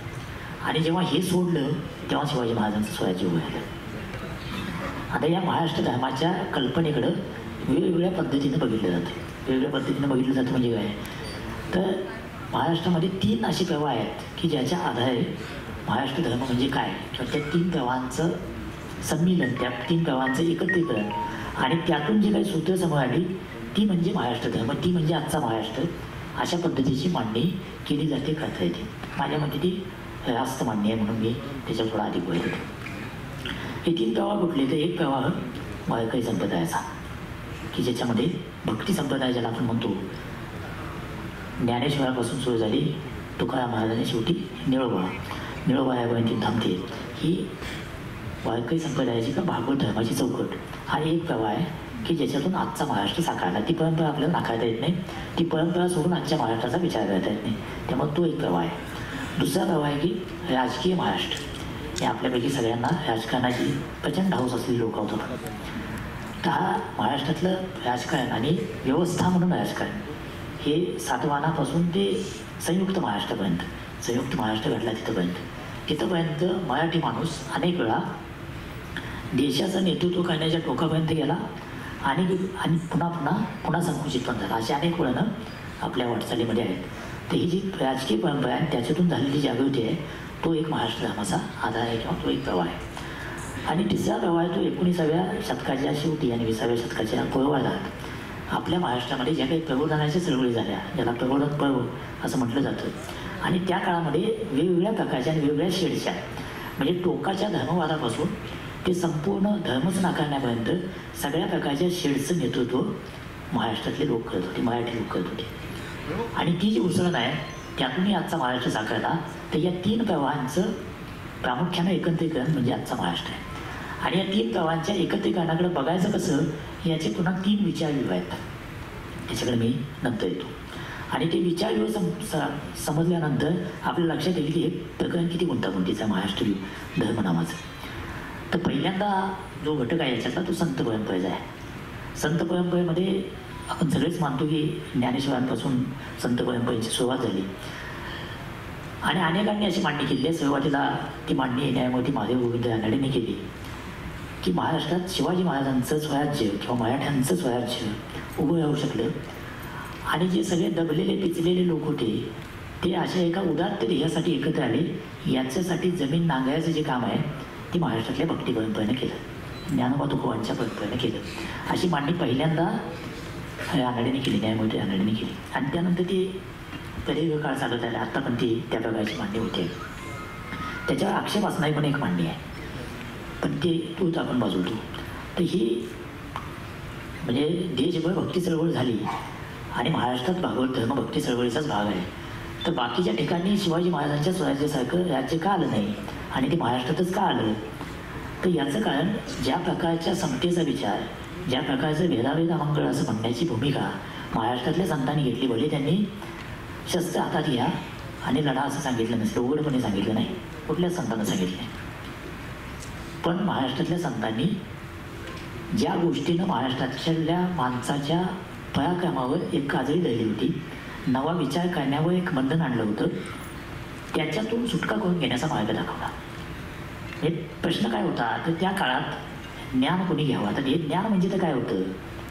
ते ज्ञान म्हणजे संस्कृतमधल्या काही ग्रंथ वेगळे की ज्याचा त्या अर्थानं आज काहीच उपयोग नाही. म्हणजे आजच्या लौकिक जगामध्ये त्याचा उपयोग किती असा प्रश्न विचारावा अशा प्रकारची परिस्थिती आहे. पण ते ग्रंथ वाचता येणं म्हणजे ज्ञान, ते ग्रंथ मुखोद्गत असणं म्हणजे ज्ञान. अशा प्रकारची धारणा असल्याच्या काळामध्ये ते ग्रंथ कुणी वाचू नयेत याची लिस्ट खूप मोठी होती. आणि त्याच्यामध्ये पहिलं तर 50% महिलांनी अजिबात त्याच्याकडे बघूच नाही, हा दंडकच होता.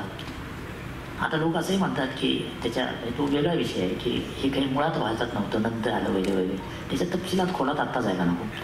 पण शिवाजी महाराजांच्या आधीच्या 300-400 वर्षातल्या महाराष्ट्रामध्ये किंवा सगळ्या आपल्या देशामध्ये, संपूर्ण भारतामध्ये महिलांनी धर्मशास्त्र वाचावं, त्याच्यात काही पारंगतता मिळवावी आणि स्वतःचं ज्ञान म्हणून काही मांडावं याला मान्यताच नव्हती. त्यामुळं 50% निकालात निघाले. त्यानंतर ज्यांना शुद्ध अतिशुद्ध असं म्हटलं जातं त्यातल्या कुणीही ज्ञान ऐकायचं पण नाही आणि ज्ञान मांडायचं पण नाही, म्हणजे ऐकलं तरी गुन्हा, अशा प्रकारची परिस्थिती आपल्या देशामध्ये रूढ होती.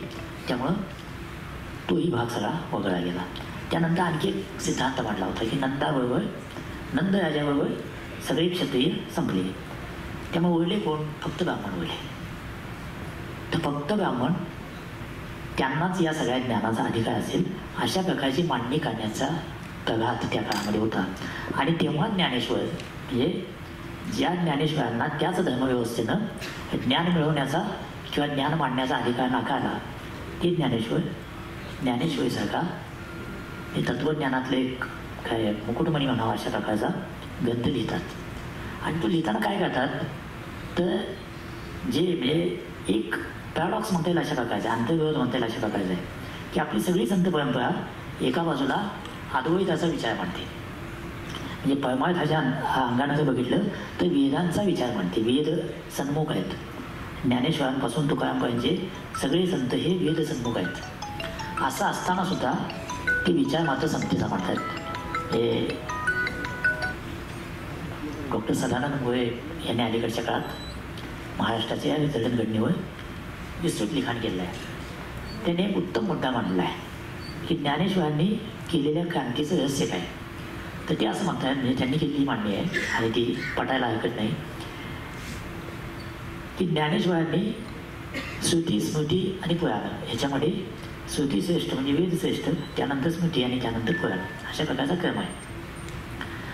तर भगवद्गीता ही स्मृती आहे, म्हणजे ती कृष्णानं सांगितली अर्जुनाला म्हणून स्मृती आहे. तर ही स्मृती ही श्रुतीपेक्षा कम असल असते, म्हणजे वेद आणि वेदांग उपनिषद ही उच्च आणि त्यानंतर स्मृती.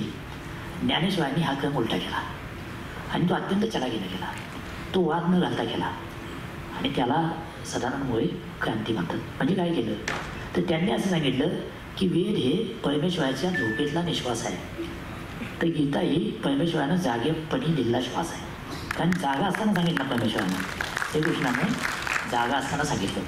आणि असं सांगून ते थांबत नाहीत, ते गीतेला वळचढ ठेवतात आणि त्याचा ज्ञानेश्वरीचा अर्थ लावताना गीतेचा अर्थ समतेशी जोडलेला आणून लावायचा प्रयत्न करतात. जितका जमेल तेवढा त्यांनी तो समताधिष्ठित लावायचा प्रयत्न केला आहे.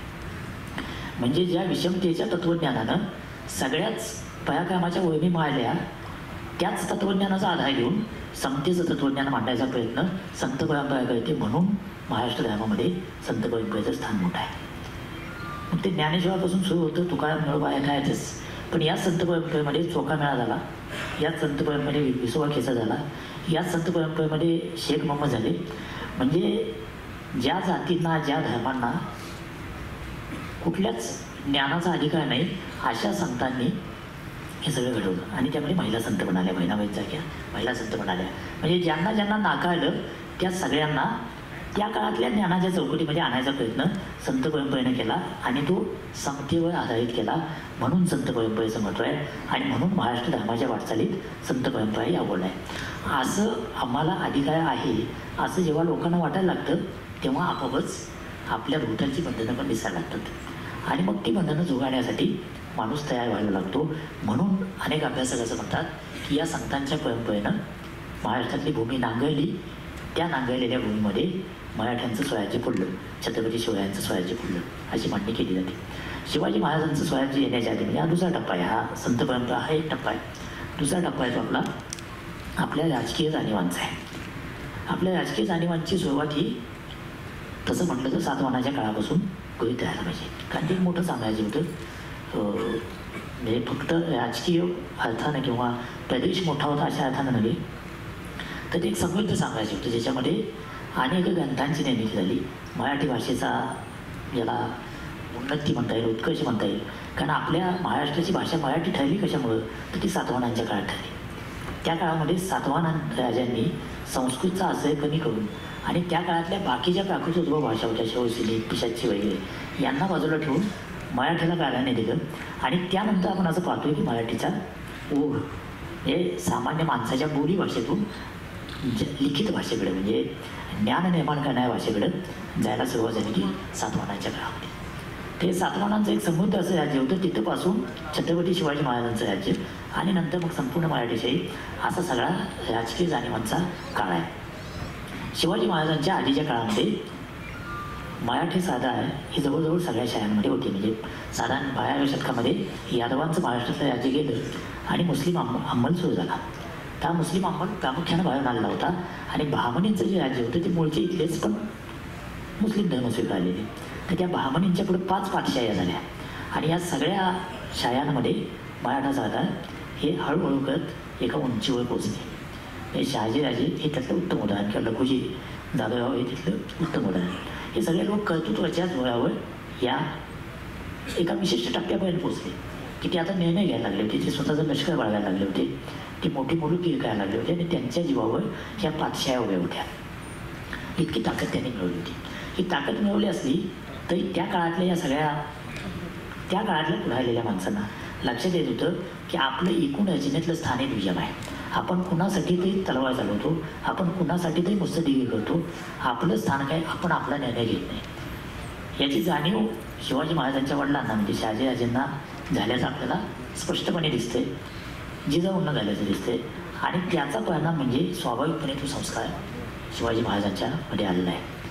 अचानक असं झालं नाही. म्हणजे व्हॅन डब ज्या पद्धतीची मराठ्यांच्या इतिहासाची मांडणी करतो त्याच्यानंतर अनेकांनी आक्षेप घेतला आहे की अचानक वावटळ आल्यासारखं मराठ्यांचं राज्य उठलं आणि त्यानं मग पसरत जायला लागलं आणि या मराठ्यांनी फक्त मुलुकीही केली.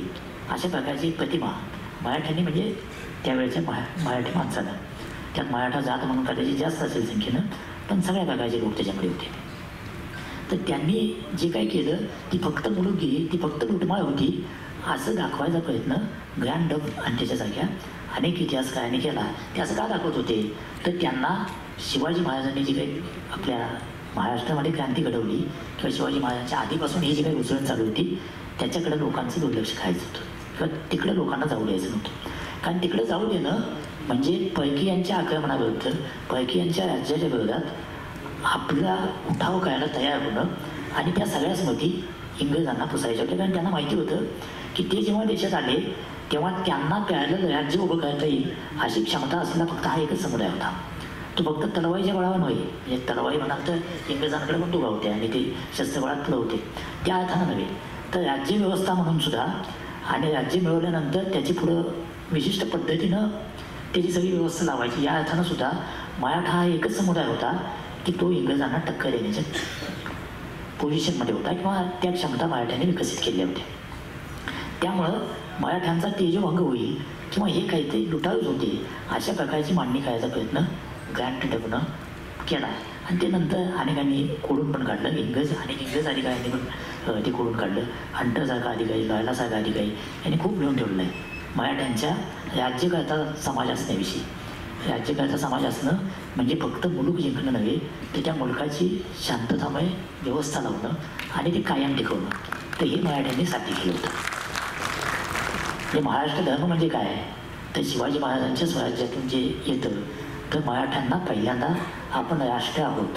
आता राष्ट्र असणं म्हणजे काय तर राष्ट्र भाषेचं असतं, राष्ट्र धर्मावाद्याचं असू शकतं, राष्ट्र वंशवादाचं असू शकतं, राष्ट्र अनेक घटकांवर असू शकतं ज्याला राष्ट्र असं पॉलिटिकल सायन्सच्या भाषेमध्ये म्हणतात. तर मराठ्यांचं राष्ट्र हे केवळ या आधारावर नव्हतं तर ज्याला आपण मॉडर्न नेशन स्टेट म्हणू अशा देशांची तुलना करण्या इतकी क्षमता मराठ्यांच्या राज्यानं तयार केली होती. म्हणजे काय तर आपण जर त्या काळात बघितलं तर राज्यव्यवस्थेला आवश्यक असणाऱ्या सगळ्या गोष्टींचा एक परिपोष शिवाजी महाराजांच्या काळामध्ये झाल्याचं दिसते. हे शिवाजी महाराजांनी राज्याभिषेक केला हा स्वतःचं मोठेपण दाखवण्यापुरता नव्हता. तर त्या निमित्तानं शिवाजी महाराजांना किंवा त्यांच्यासोबत जे कोणी त्या काळातले त्यांचे सल्लागार असतील तर त्यांना ही याची स्पष्ट जाणीव झाली होती की आपण राज्यकर्ता समाज आहोत. म्हणजे आपण राज्य करू शकतो. राज्य करणं म्हणजे राज्याला दंडनीती असते, बाहेरून येणाऱ्या शत्रूचं आक्रमण आणि अंतर्गत व्यवस्था लावणं यासाठी दंडनीती असते. राज्याला न्यायव्यवस्था असते. न्यायव्यवस्था म्हणजे राज्यातल्या सगळ्या लोकांसाठी समान पद्धतीनं न्याय अवलंबला जाईल अशा प्रकारची व्यवस्था असते. तर ही न्यायव्यवस्था, ही दंडनीती, प्रशासनाची पद्धत, अष्टप्रधान मंडळ आणि बाकी एकूणच शिवाजी महाराजांनी वतनं खालसा करून ज्या प्रकारची पद्धत आणायचा प्रयत्न केला ही आधुनिक राज्य पद्धतीकडे जाण्याची सुरुवात होती. तर या सगळ्या अर्थानं मराठ्यांचं राज्य हे त्यापूर्वीच्या राजांपेक्षा निश्चितपणे वेगळं होतं शिवाजी महाराजांचं. म्हणून ते मॉडर्न स्टेट नेशन स्टेटच्या जवळपास जाणार किंवा त्या दिशेनं निधन पावलं टाकणारं अशा प्रकारचं राष्ट्र होतं. आणि याची जाणीव ब्रिटिशांना झालेली होती. म्हणून ते मराठ्यांचा सर्वाधिक द्वेष करत होते. मराठ्यांना जिंकलं ते मराठ्यांचा ब्रिटिशांनी द्वेष करण्याचं ते एक प्रमुख कारण होतं. कारण हे सगळं होतं हे राजनं आहे. आणि मराठात आपण सहजपणे असं म्हणतो की मराठी माणसाला राजकारणाचं व्यसन असतं. कुठल्याही अगदी गावातल्या ठेल्यावर जरी आपण गेलो तर लगेचच आपण शरद पवारांचं काय होणार, मोदींचं काय होणार असं सगळं सुरू होतो. याचं कारण काय तर हे न कळत मराठी माणसाला लागलं व्यसन आहे. हे व्यसन असण्याचे अनेक कारण आहेत पण त्यामध्ये एक ऐतिहासिक कारण असं पण आहे की मराठा हा राजकारण करणारा समाज हा क्रमाक्रमानं 16व्या-17व्या शतकापासून बनत गेलेला आहे. तुम्हाला आश्चर्य वाटेल की जेव्हा सातारचे छत्रपती शाहू महाराजांचं ते परत आले, मोगलांच्या कैदेतून शाहू महाराज परत आले आणि ते साताऱ्यात त्यांनी ती गाडीवर बसले. त्यानंतर महाराष्ट्रात पेशवाई सुरू झाली. तर ही पेशवाई सुरू झाली हे आपल्याला माहिती असतं. पेशवाईच्या काळात मराठा साधा माळव्यात गेले आणि अगदी अटकेपर्यंत अटक ते कटक वगैरे हेही आपल्याला माहिती असतं. पण या पेशवाईच्या उत्कर्षामध्ये किंवा बाळाजी विश्वनाथला पेशवाईची बस्त द्यावी यासाठी शाहू महाराजांकडे बदली केली की 4 मराठा साधारांनी केली. आणि सगळे माळव्यातले साधार होते जे महाराष्ट्रातून तिकडे गेले होते. म्हणजे बडोद्याचे, ग्वाल्हेरचे, होळकर अशा 4 सरदारांनी बदली केली की यांना पेशवाईची बस्त द्या, ते तुमच्याशी एकनिष्ठ राहतील. याचा लेखी पुरावे आहेत, हे काय सांगोवांगीचं नाही आहे. याच मराठा सरदारांनी नंतर मोगल बादशाला जाऊन सांगितलं की तुम्ही पेशव्यांबरोबर अहदनामा करा आणि पेशव्यांना या भागातल्या चौथाईचा अधिकार द्या, चौथ वसुलीचा अधिकार द्या. त्यानंतर मराठी साम्राज्य पसायला सुरुवात झाली. म्हणजे एकाच वेळेला 2 ठिकाणी असे मसलती करून त्या काळाशी सुसंगत राजकारण साधणं हे मराठ्यांना त्या काळात जमलं होतं. हे आपण राजकारण व्यस्त आहोत याचं एक कारण या प्रकारच्या काय म्हणता येईल की राजकारणातल्या कुरघोड्या करण्याची किंवा राजकारण चालवण्याची भूमिका 43 वर्ष तरी हा समाज करतोय. ते राजकारण करायचं कशासाठी, मग तिथं शिवाजी महाराज येतात. राज्य करायचं कशासाठी, तिथं शिवाजी महाराज येतात. आणि महाराष्ट्र धर्माच्या अनुषंगानं शिवाजी महाराजांचं राज्य हे आपल्या सगळ्या महाराष्ट्रातल्या मराठी माणसाला आम्ही नेतृत्व करू शकतो, आम्ही राज्य चालवू शकतो, आम्ही ज्याला आत्ताच्या भाषेत आपण ज्याला परराष्ट्र व्यवहार म्हणतो तो व्यवस्थित करू शकतो. कारण त्या काळातले तुम्ही सगळ्या पोर्तुगीजांची झालेला पत्रव्यवहार बघा, इंग्रजांची झालेला पत्रव्यवहार बघा किंवा अब्दालीचा आणि पेशव्यांचा पत्रव्यवहार बघा, तर त्याच्यामध्ये स्पष्ट दिसतं की आम्ही शासक आहोत, आम्ही राज्यकर्ते आहोत आणि राज्यकर्ते म्हणून आम्ही इतर सत्तांची कशी वागतो याच्याविषयीच्या अतिशय ठोस धारणा मराठ्यांच्या राज्यामध्ये दिसतात. त्यामुळं हे सगळं आत्मसात केलं म्हणून मराठी माणूस हा हे शिवाजी महाराजांनंतर सातत्यानं आपल्याला असं दिसेल की मराठी माणसामध्ये कायम असूशी आहे की देशाचं नेतृत्व आपण केलं पाहिजे. हा पण महाराष्ट्र धर्माचा एक महत्त्वाचा गाभ्याचा भाग आहे. म्हणून आपल्याला दिल्लीत मराठी माणसाचं वजन कमी अधिक होणं यानं महाराष्ट्र सर्वाधिक अस्वस्थ होतो. कारण ते आपल्याला नकळतपणे आपल्यामध्ये आलेलं आहे की दिल्लीवर मराठी माणसाचं वजन असलं पाहिजे आणि वजन प्रदीर्घ काळ महाराष्ट्रानं ठेवलं आहे. म्हणजे त्याच्यातला जर आपण महाराष्ट्र धर्माच्या अनुषंगानं मराठ्यांच्या किंवा एकूण महाराष्ट्राच्या इतिहासातले अभिमान बिंदू जर म्हटले तर 3-4 सांगता येतील. एक सातवाहनांच्या मधला शालिवाहनानं स्थापन केलेलं शक, त्या अर्थानं संपूर्ण नवं राज्य आणि नवी कालगणना सुरू करणं हा एक काय म्हणतात की अभिमानाचा बिंदू मानता येईल. त्यानंतर शिवाजी महाराजांनी केलेला राज्याभिषेक हा पुन्हा मराठ्यांच्या राज्यस्थापनेच्या अनुषंगानं महाराष्ट्रासाठीचा अभिमान क्षण म्हणता येईल. तिसरा अभिमान क्षण ज्याच्याकडं अनेक वेळा दुर्लक्ष होतं तो म्हणजे ज्या मोगल बादशाला इंग्रजांनी कैद करून नेलं होतं त्याला होळकर आणि शिंद्यांनी सोडवलं, त्याची पुन्हा प्रस्तावना केली दिल्लीच्या गाडीवर आणि त्याच्या आडानं माझी शिंदेने संपूर्ण देशाचा राज्यकारभार चालवायचा प्रयत्न केला. काही काळ का असेना चालवला. म्हणजे ज्या मोगलांच्या दरबारामध्ये 300-400 वर्ष अशी कथा होती की मोगल बादशाह सिंहासनावर बसला की त्याच्यापुढे कोणी बसायचं नाही, सगळ्यांनी ओझ जायचं. तर त्या मोगल बादशाहचे शेजारी बसून माझी शिंदेने या देशाचा कारभार केला. हे अचानक घडत नाही, याच्यासाठी एक आत्मविश्वास यावा लागतो. म्हणजे शौर्य हा गुण आहे, म्हणजे त्याच्यावर खूप लोक बोलले आहेत आणि आपल्यापैकी सगळ्यांना माहिती असेल. तर शौर्याच्या कथा याच्याकडे आपण त्याच्याकडे जायला नको.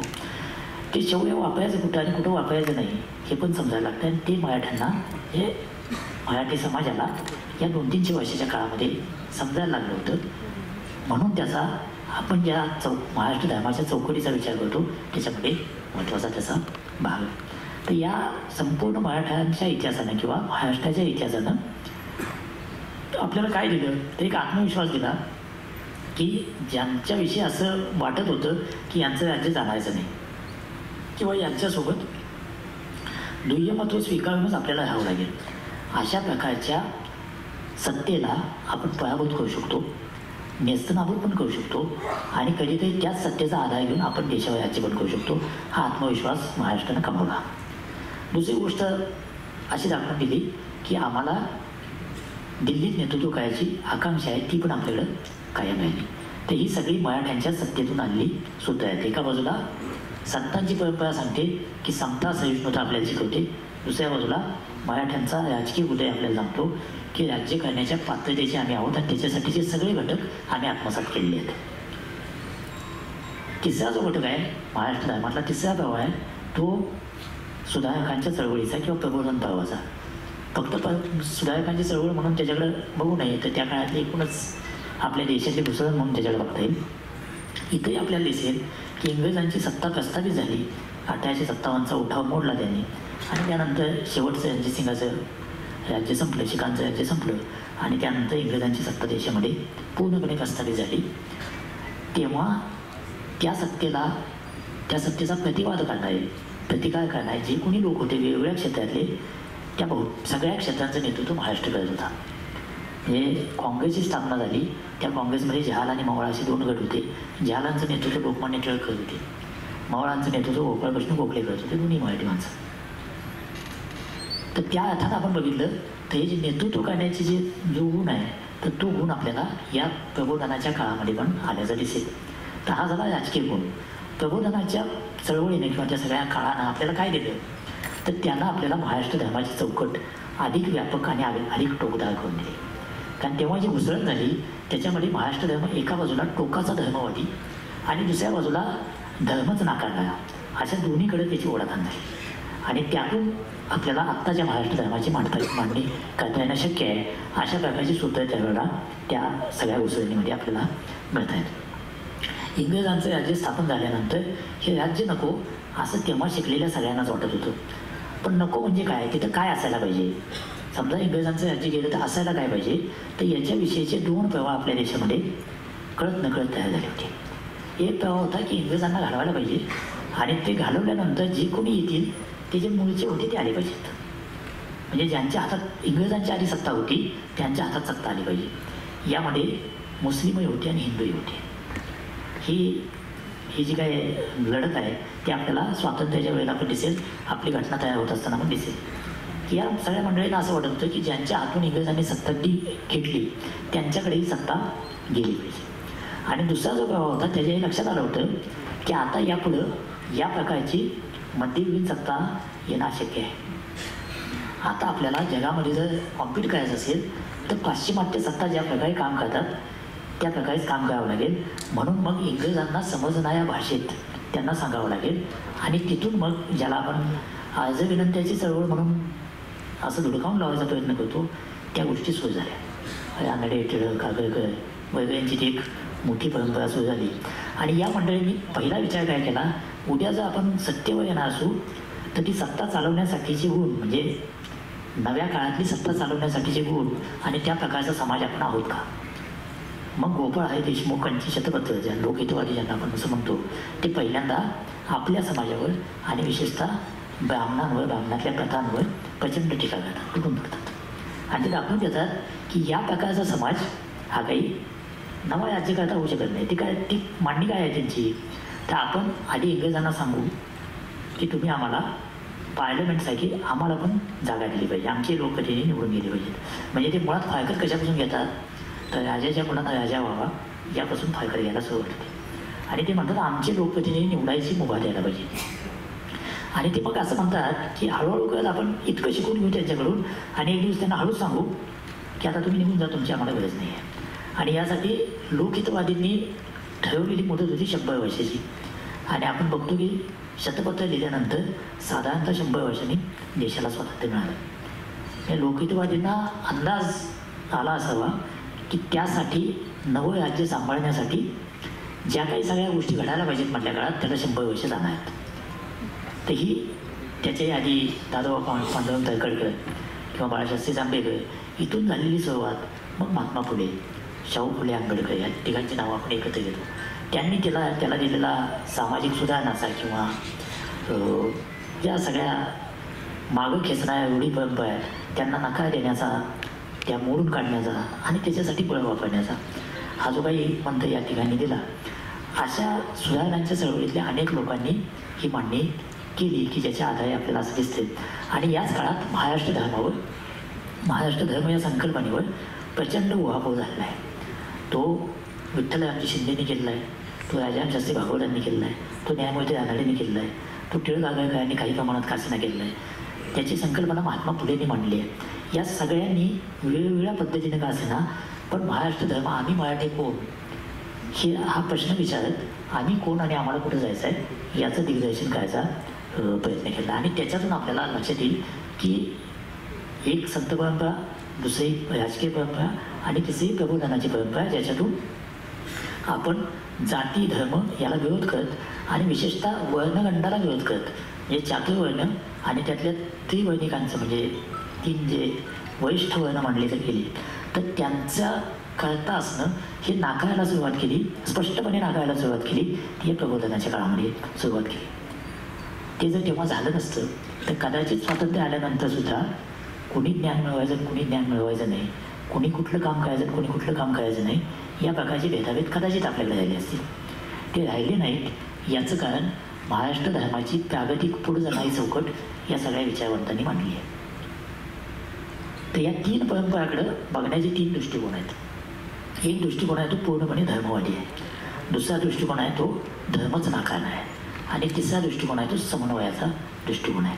हा पहिला जो दृष्टिकोन आहे धर्मवादी, तो प्रामुख्यानं विका राजवाडेंनी मांडला महाराष्ट्रामध्ये.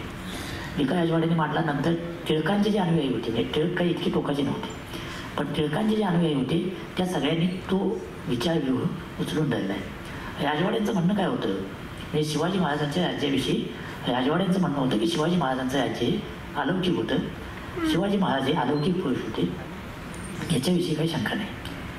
पण हे राज्य का करायला आलं तर बाकीच्या भारताच्या तुलनेत महाराष्ट्रातल्या लोकांनी आर्यत्व म्हणजे आर्य नावाचा जो काही वंश आहे त्या वंशाची वैशिष्ट्य टिकवून ठेवली आणि वर्णधर्म टिकवून ठेवला, म्हणून महाराष्ट्रात शिवाजी महाराजांचं राज्य आलं. हे धर्माशी जोडलं आहे, ते सगळं वैदिक परंपरेशी जोडतात. आणि मग ते करताना विका राजवाडे इतके पतंग उडवतात की म्हणजे आज जर विका राजवाडे आपण वाचले तर आपल्याला वाटेल की हा माणूस आहे का याला वेळ लागेल, इतके पतंग उडवतात. म्हणजे ते हिंदू पदपातशाहीपासून सुरुवात करतात आणि मग ते ब्राह्मण पदपातशाही, बडकुल पातशाही अशा टोकापर्यंत ते जायला लागतं की ज्याला काही अर्थ नाही, अर्थहीन अशा गोष्टी आहेत. त्याच्या मागच्या त्यांचा मांडण्याचा म्हणजे त्यांच्या मांडणीचा जे काय म्हणता मूळ धागा आहे तो असा होता की महाराष्ट्रामधले जे लोक आहेत, तिथं बसलेले लोक आहेत, ते उत्तर भारतामध्ये जेव्हा महम्मदी राज्य असं त्याला म्हणतात, म्हणजे मुस्लिमांचं राज्य, ते स्थिर झाल्यानंतर आपल्या धर्माच्या म्हणजे सनातन धर्माच्या खुणा टिकवता येणार नाहीत, म्हणून तिकडून जे लोक दंडकारण्यात आले म्हणजे महाराष्ट्रात आले ते लोक म्हणजे महाराष्ट्र.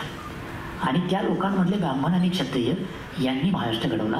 आणि मग त्यांनी बाकीच्यांची काय व्यवस्था लावली, इथं असलेल्यांची किंवा इतरांची, तर त्यांनी शूद्र केलं, म्हणजे त्यांना त्यांनी सेवेची कामं दिली. आणि अशी सेवेची कामं काढणं आवश्यकच आहे. देश टिकायचा असेल, समाज टिकायचा असेल तर अशी सेवेची कामं करणारा वर्ग असलाच पाहिजे आणि त्या वर्गावर ब्राह्मणांनी आणि क्षत्रियांनी राज्यच केलं पाहिजे. अशा प्रकारची भूमिका विका राजवाडे त्यांच्या संपूर्ण लेखनामध्ये मांडतात. आणि त्यांचा महाराष्ट्र धर्म म्हणजे महाराष्ट्र धर्म त्यांचा हा रामदासांनी मांडलेल्या महाराष्ट्र धर्माच्या कल्पनेवर आधारित आहे. विका राजवाडे रामदास आणि बाकीचे संत यांच्यामध्ये भेद करतात. ते ज्ञानेश्वरापासून तुकारामपर्यंत सर्व संतांवर टीका करतात. यांनी महाराष्ट्राचा तेजोभंग केला अशा प्रकारची मांडणी विका राजवाडे करतात आणि ते रामदासांना प्रवृत्ती मागे म्हणतात. म्हणजे रामदासांनी राज्यकर्ता बनण्यासाठीची जी मांडणी आहे ती रामदासांनी केली आणि बाकीच्या सगळ्या संतांनी मात्र निवृत्ती मार्गाकडे लोकांना ढकललं आणि त्यामुळं आपल्या पराक्रमावर गाजली आली. अशा प्रकारची मांडणी विका राजवाडे आणि मग त्यांच्या राजवाड्यांचा पंत म्हणून आपण त्याला, तर ते असं करतात. आणि त्यांच्या मते पुढच्या काळात सुद्धा मराठा किंवा तेव्हाही ते मराठाही काय म्हणतात की भूमीवाचक अर्थानं वापरला जाणारा शब्द म्हणून होता. महाराष्ट्रात राहणारे मराठी तर हे नेतृत्व करायला सक्षम आहेत, हेच उद्याचे देशाचे नेते असतील असंही ते म्हणतात.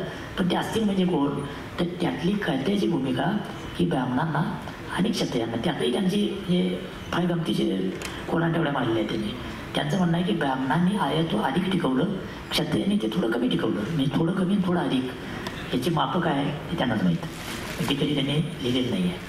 तर या प्रकारची मांडणी ती महाराष्ट्र धर्माची करतायत. त्याच्यावर म्हणजे त्याला उतार म्हणता येईल अशी मांडणी महात्मा फुले आणि महात्मा फुलेंना मांडणाऱ्या सगळ्या अनेक नंतरच्या विचारवंतांनी मग अगदी अलीकडं आपण कॉम्रेड शरद पाटलांपर्यंत म्हणू या जी मांडणी केली आहे ती संपूर्ण याच्या उलटी केली आहे. त्यांनी मांडणी अशी केली की या महाराष्ट्रात राहणारे सगळे मुळातच इतर देशी आहेत, ते कोणी बाहेरून आले आणि त्यांनी इथल्या लोकांना शहाणं केलं वगैरे असं काही भानगड नाही आहे. आणि या शिवाजी महाराजांच्या राज्यात असेल किंवा एकूणच या समाजाचं कर्तेपण आहे ते इथल्या शुद्ध अतिशूद्रांचं आहे. आणि मग त्यांनी शुद्ध अतिशुद्ध स्त्री आणि दास्य मुक्तीची कल्पना मांडली.